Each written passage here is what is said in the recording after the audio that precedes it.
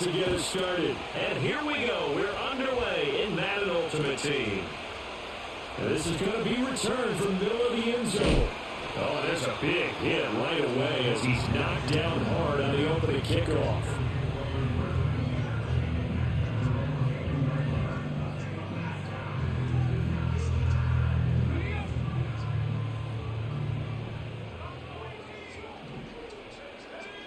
Now Roethlisberger.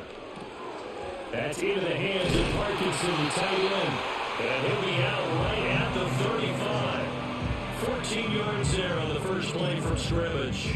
And it's a real luxury when you have a guy who can turn a short throw into a solid gain at any moment. Once he caught that ball, he ID'd where the open grass was and got there in a hurry to pick up a new set of downs for his offense. And just no chance of turning the corner. He can only get back to the line of scrimmage. 2nd and 10 coming up. To throw here, Roethlisberger.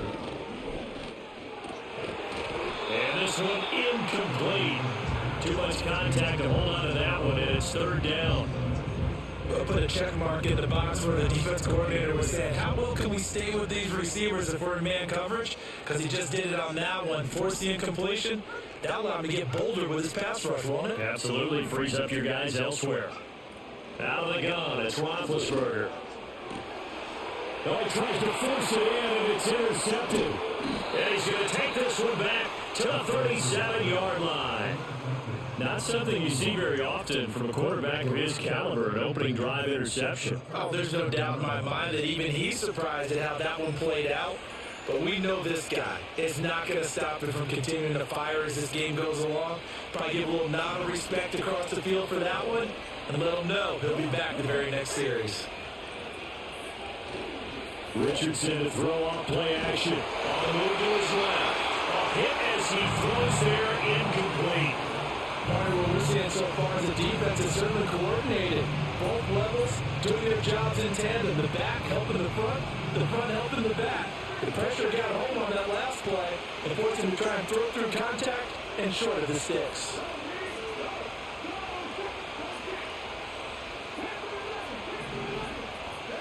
Richardson. Pressure comes and down he goes. The Eagles get there for the sack.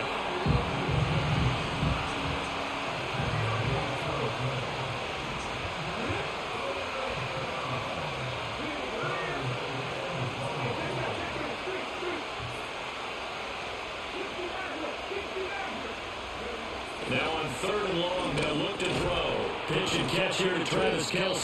They'll wind up getting 7 on the play, and that's going to bring up a 4th down. So much about this game is just understand the situations and then having to execute, isn't it? Guard the first down sticks. Don't let them get there.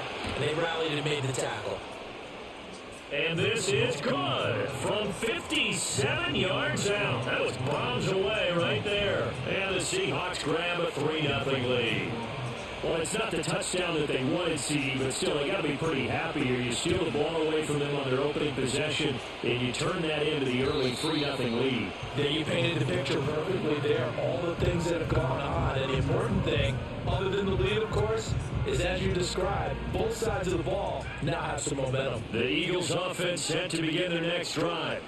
They threw an interception the first time they had the football, only gave up 3 points off of that, so it shouldn't be a difficult hole to overcome. It really shouldn't, as long as you're not listening to the chatter coming from the other side, because when you throw a pick, look, I know defensive backs, they have a tendency to be a little bit loud after they take one away, but they also have a tendency to gamble a little bit more, thinking they'll get a second one.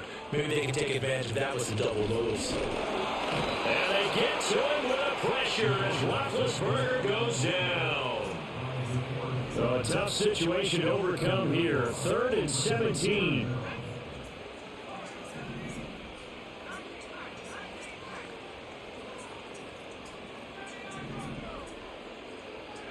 Now it's Roethlisberger. And that will be incomplete.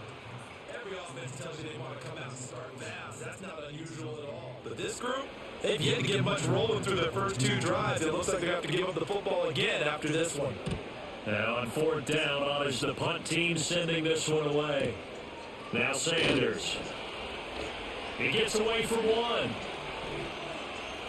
And he gets this up just shy of the 30 to the 29 before he's out of bounds. And that's going to go in the books as a 55-yard punt. Well done. And it'll be Seahawk football, 1st and 10. Here's the Seattle offense ready to get this drive underway. They've got a 3-0 lead and the football as they start 1st and 10. He'll find Lamb crossing the formation for the catch. And he has a big gain inside the 40 before being dropped. The catch and run going to wind up netting him 33 yards. It's not a surprise when you read scouting reports and watch tape because you know he's a heck of a player. But he is so difficult to get down in the open field. They just want to get him the ball and let him do his thing. They'll run it. Here's the rookie from Oregon. And a short gain there down to the 37-yard line. Credited with a 1-yard gain there to make it 2nd and 9.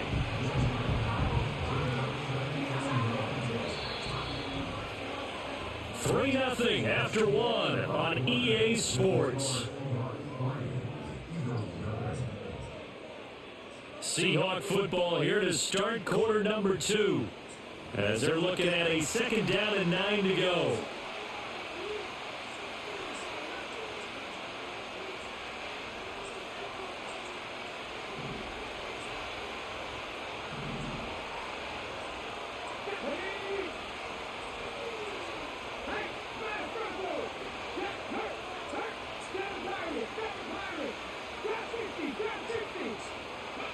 Here's Richardson to throw. Short throw, hauled in by Kelsey. Give him a gain of 5 on the completion. And now it's 3rd and 4. He's a rookie, and you don't want to get hung up on the word potential.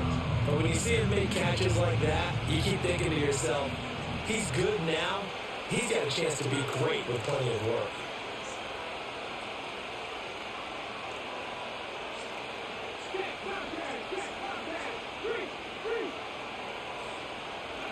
Richardson looking to throw. Rolling to his right. And that will be incomplete. Well, they weren't scared to let it fly, but it falls to the ground and brings up 4th down. So out now is the Seattle field goal team. He was true on his first. This a tough one from 49 yards away. And his kick is absolutely perfect. And they're able to double their lead in this first half. It's 6-0. So scores on their first 2 possessions, but 6-0, so field goals probably not what they were hoping for. Man, you're exactly right about that. Not what they were hoping for, but they should be happy that they have points on the board. It almost feels like that old slow and steady wins the race, doesn't it? And this now a hit and a loose football. And his guys are going to take over at the 21-yard line. As that ball got away from him, and he saw the opposing team recover it. You felt his pain? Oh, I felt his pain, and you know what was going through his head. Tuck it away. Take care of the ball. All the things he heard all week in practice, he didn't carry it over into the game. Calling a gain of 4 on 1st, and that'll make it 2nd down. They'll run it again with Henry. Fighting through. And they corral him just a couple yards shy of the end zone.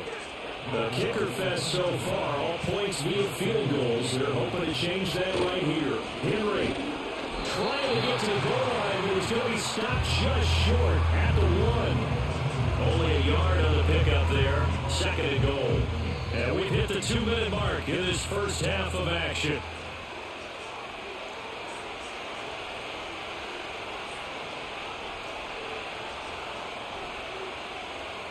Another shot from the 1 on 2nd and goal. Trying to punch it in with Henry. And the avenue collapse for him as he's going to be held up short of the goal line. This Eagle defense, they won't give in without a fight. This is 3rd and goal.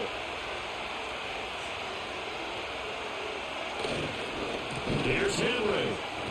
And he's across the chalk into the end zone. Touchdown, Seahawks. Derrick Henry taking it in from a yard out. And the Seahawks are able to add on to that lead. So the 2nd down run didn't work. They run it again on 3rd down and get in. I wasn't sure if they might pass it, Charles. We know that they like to mix it up down here around the goal line. Yeah, almost felt like the offensive line said, forget mixing it up. Let's call our favorite running play. over our best blockers, and let's get this one in. The kick unit for the Seahawks out there on the field, and we are ready to rock. And no chance to see a return on the dynamic kickoff. They'll move this out to the 30-yard line. Already at the line, this Philly offense set to go. And Charles, we'll see what they can do here. Not a ton of time left, but enough certainly to get points out of this drive, and they need them right now because they're trailing. Yeah, this is exactly why you practice a 2-minute drill all through camp and at least one practice each week before a game. A minute left, more than enough time to string a few completions together, reach the end zone, and then make that walk back to the locker room just a little more animated. Oh, the ball comes out on the hit, but they'll say it's incomplete. That was not a real confident throw right there. He's just 2 of 7 to start the game. Now he's going to have to find a groove with a big third down coming up. Let's see if his confidence can increase.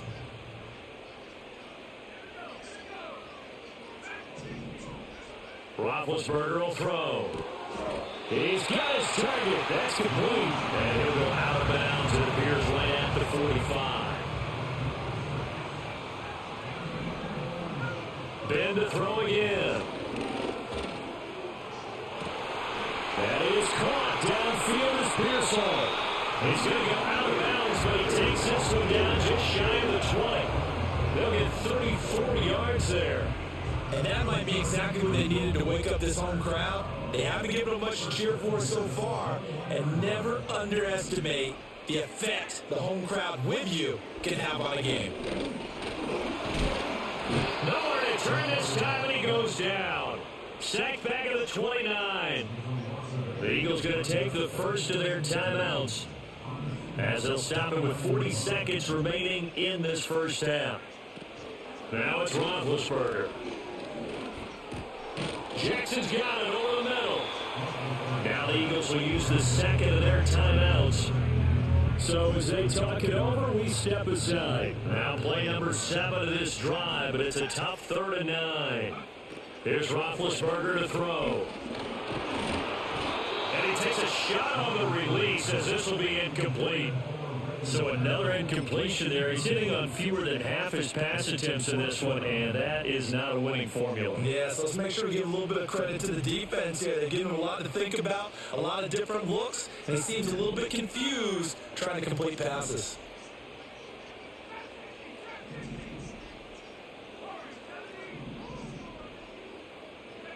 They'll try and throw for it with Roethlisberger. And it's incomplete. They cannot convert, and they turn it over. The Eagles unable to convert there on 4th. And the Seahawks are going to take over the football. Coming to the line here to begin their next drive, the Seahawks offense.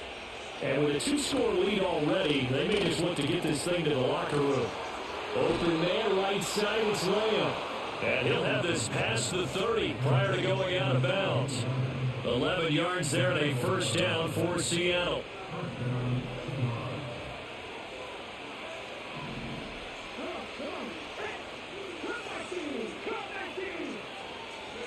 Back to throw. Here's Richardson. And he'll be hit as he releases it, and that'll fall incomplete.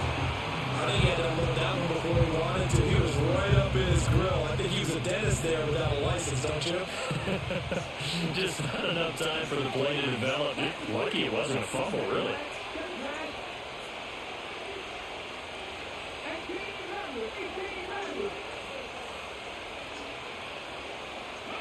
Yeah, Richardson back to throw it. Hit as he throws there, incomplete. The defense gets to the quarterback that quickly. A lot of times it's called a jailbreak. It wasn't quite that fast, but fast enough that he had no time to look downfield and set himself to throw the ball. And as he tried to do that, he was hit and forced an incompletion. Back to the air with Richardson. Working the middle of the field, he's got man complete. And he is going to have a Seahawks first down as they're able to get the 3rd down conversion. Well, things are definitely going right for them here in the first half. Pick it down, any down, even 3rd down, no problem. They get a connection there and pick up a fresh set of downs, continuing to move the ball.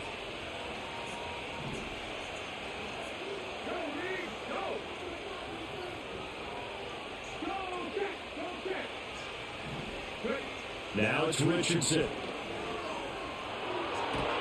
Man open, here is Jones. And he is in for the Seattle.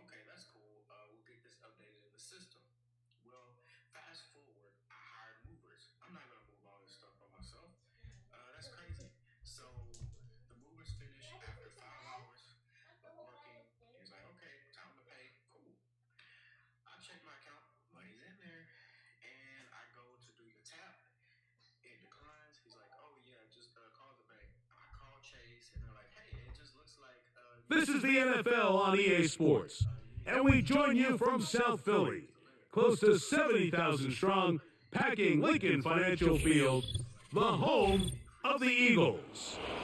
So good to have you here with us. Mike Tirico, Greg Olson getting set for kickoff here.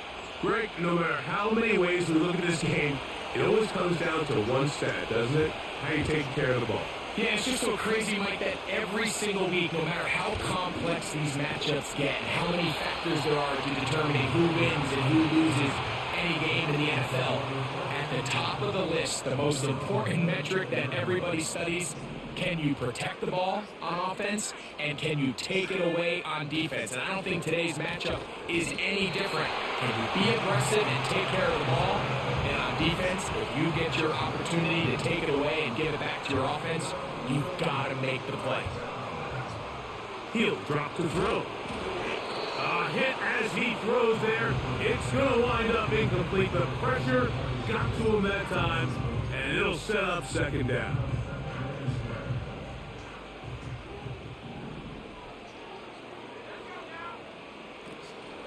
First carry for Saquon Barkley. And he is stopped in his tracks. Loss of a couple on the play. Third and long.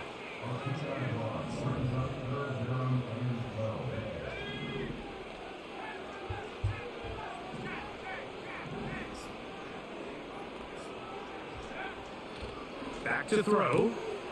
That's caught. Left side. It's complete. And they're going to move this ball inside the 25-yard line. They'll look to throw here on first down. A very quick throw there, but not on the same page with his target.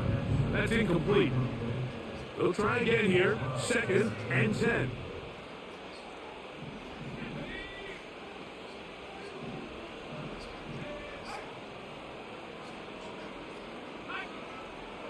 Now they'll set up to throw. This one caught by Parkinson. Second time they've hooked up on this drive. This one good for 12 and a first down. And if he's late with that throw, Mike, there's a really good chance a defender could have made a play on it. But he does a beautiful job. He puts the ball out in front of his shoulder, leads the receiver, and allows him to get upfield and pick up the first down. He pulls it in around the 5. And he's close to another first down as he's brought down just shy of the marker.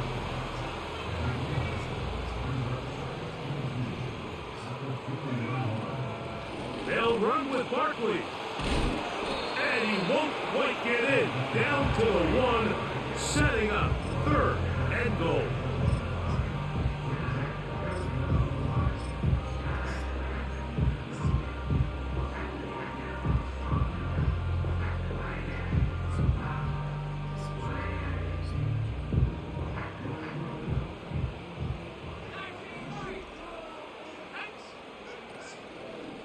Off the play fake. He'll look to throw. Under pressure, and now he's going to go down back at the 8-yard line. The best thing they did here, Mike, is keep their rush lane integrity. What that means is you have to rush the quarterback as a unit. Keep him in the pocket. Keep him on that X. And when you do, man, he becomes a sitting duck for this pass rush. You know, they did a lot of good things on this opening drive, Mike. I know they stalled out once they got down there into the red zone. They're going to need to work on finishing some of these drives as this game moves along. But that's a good 3 points to start this game.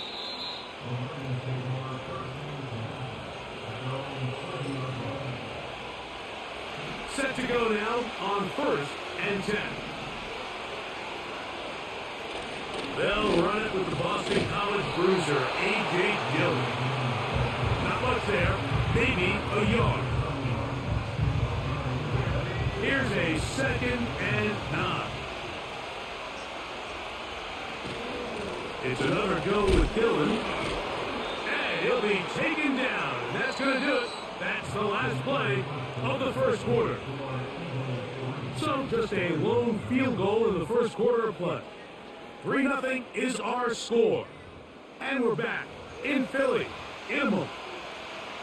They need 8 as they come up for 3rd down. From the shotgun, it's Brissett. And that is incomplete. They got there in a hurry. Luckily for him, he saw that free rusher coming. And at the very least, he was able to get that ball out to prevent the sack. They will indeed go as they look to throw. He will have the conversion and more. And he's going to have a Lions first down. They'll have it by a lot. It turns out to be a big game on 4th down. A draw to Dillon. The speed on display. He's in. A.J. Dillon. Touchdown, Lions. Jones motioning here. And he will get in for the 2. They open up the bag of tricks on the goal line and add a pair of points.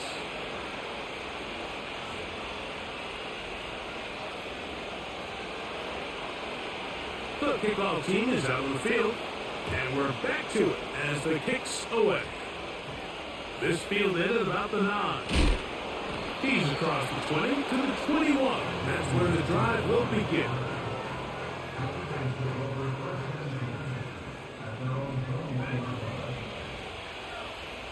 Right away, they'll set up to throw.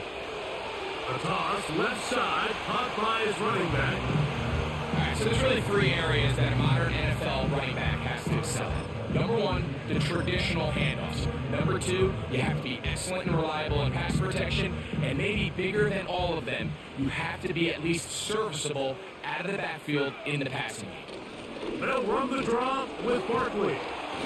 And he'll take this up, working towards the first down mark. He gets 5, but is just a little short of the first down.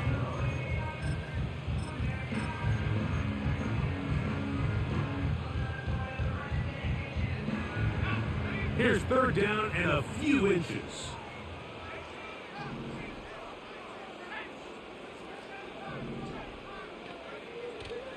He'll look to throw. He's going to air this one out. He's got it! And he's going to be marked down, bringing it all the way to the 25-yard line. 2 minutes remaining here in this first half. We'll come back to Philadelphia right after this.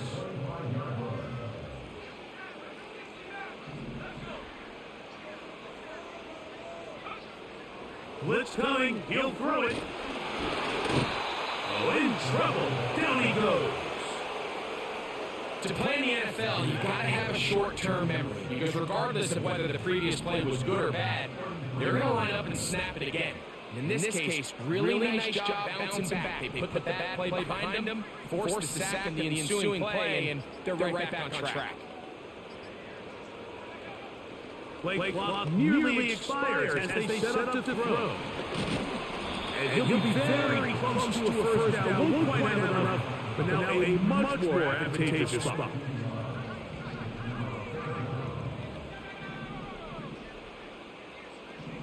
And in motion is Browne.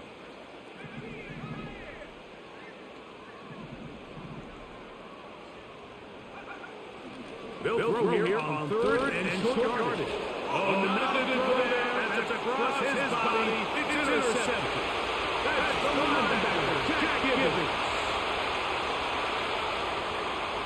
And he's going to bring this one back the distance. Touchdown to Detroit. Nothing in the defense loves more, Greg, than the opportunity to not only stop the team, but turn them back around the other way. A touchdown on the pick six. Yeah, defense just loves getting their hands on the ball when they can, Mike, but it is extra special when they're able to capitalize and take it all the way back for six. These are the ones that rip your heart out on the offensive side. This is going to be caught. So it's an 8-point swing.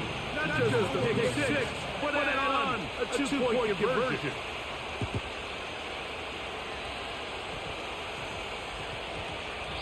And they'll opt not to return this, but since the ball did hit in that landing zone, the ball only comes out to the 20-yard line.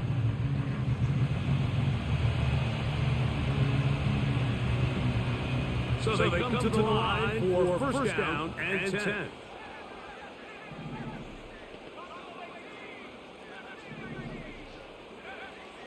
Right back to the air following that pick six. He'll be hit as he throws, and that one will wind up incomplete. Could not step into the throw that time. It'll bring up second down. They'll look to throw. The pass rush gets home, and he goes down. So the Eagles will use their first time out here as they stop it with 16 seconds to go in the opening half.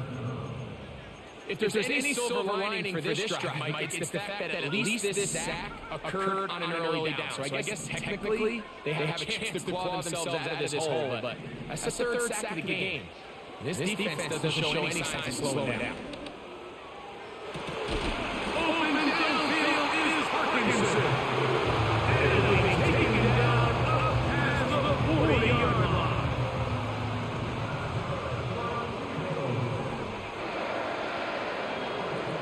To the air now on first and 10. Hit as he throws there. It's going to wind up incomplete, but the pressure got to him that time, and it'll set up second down.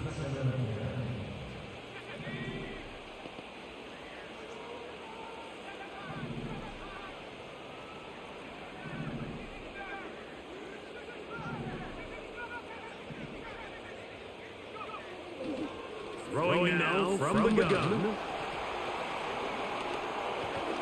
He'll look deep, left sideline.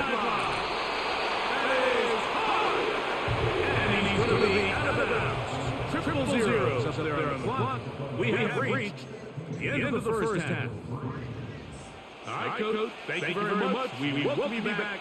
It is quarter number 3.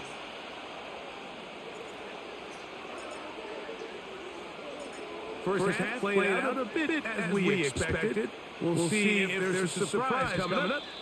Both teams set to go. The second half is underway.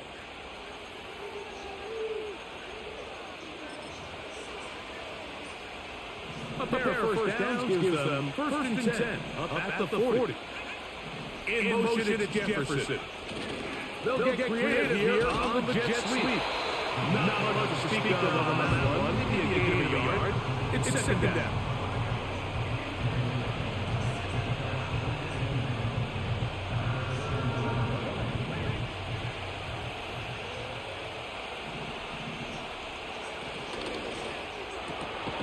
That's quickly out to Jefferson.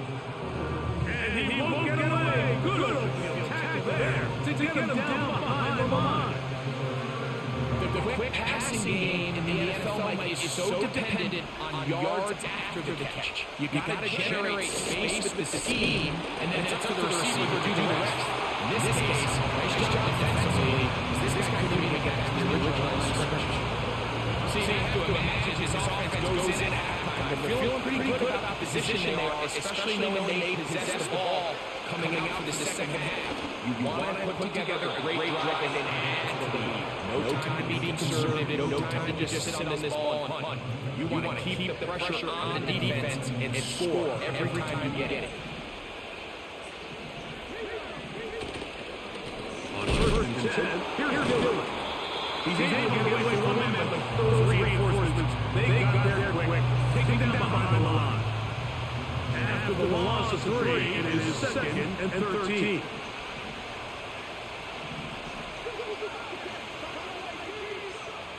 Working out of the gun, here's Brissett. That's to the left side, taken in by Jefferson. And they'll move this one down inside the 40-yard line. First and 10 now from the 36. Here's Gill. Nice chunk here in this good-looking drive. Pick up a 14 and a first down.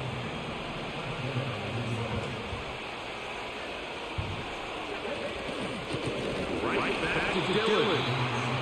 And this time they are ready for it. He'll be thrown for a loss. No big gain in that carry. It's second down. So, 3 quarters now in the books. This is Madden Ultimate Team on EA Sports.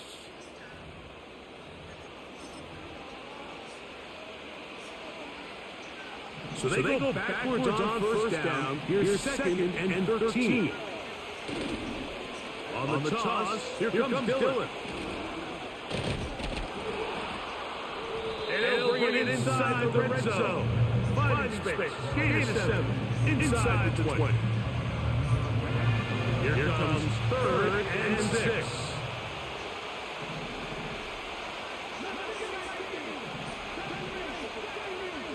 Jones motioning here. On 3rd down, they'll throw with Brissett. And that is incomplete.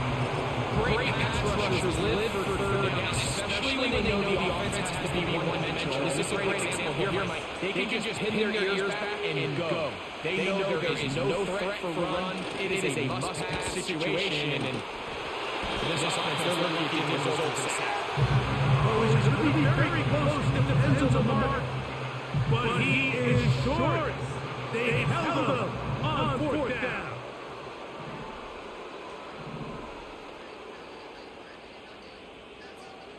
Man in motion is Browne. Back to throw here to begin the drop. This is one taken in by Parkinson. And he'll be taking it down past the 40-yard line.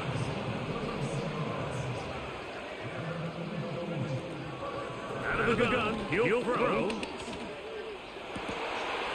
He throws right side down the field, and it is put in. All 3 timeouts, plus the 2-minute warning remain as we get set for 1st and 10. He'll drop to throw.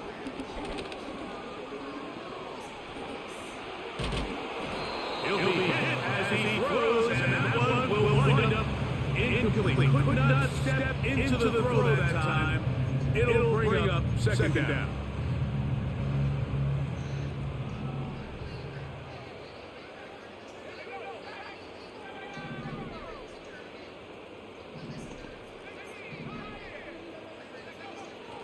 They'll look to throw again.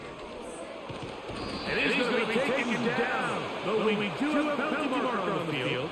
Let's see what that's about.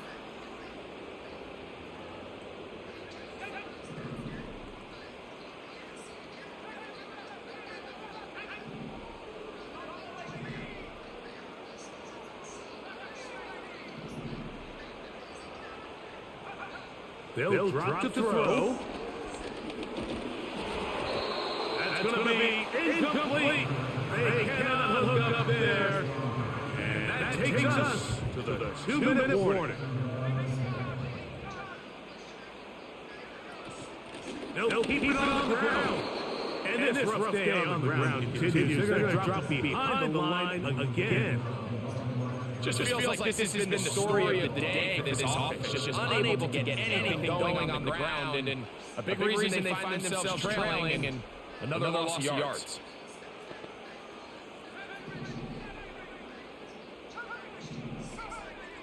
They send the receiver in motion left. Now a deep ball toward the end zone. So much of that play comes down to the defender's position. Being able to get himself to a spot, to get his hands on the ball, and a chance at that pick. Mike, that ball was thrown. Me and you were... If you are black and you were raised to think that hoodoo and voodoo are like demonic, this video is going to be for you. Now, first I'm going to talk about the difference between hoodoo and voodoo, and then I'm going to bring in a little Christianity, and then I'm going to tie it all together as to how we got to where we are today with hoodoo and voodoo being so demonized, and Christianity being put up on a pedestal.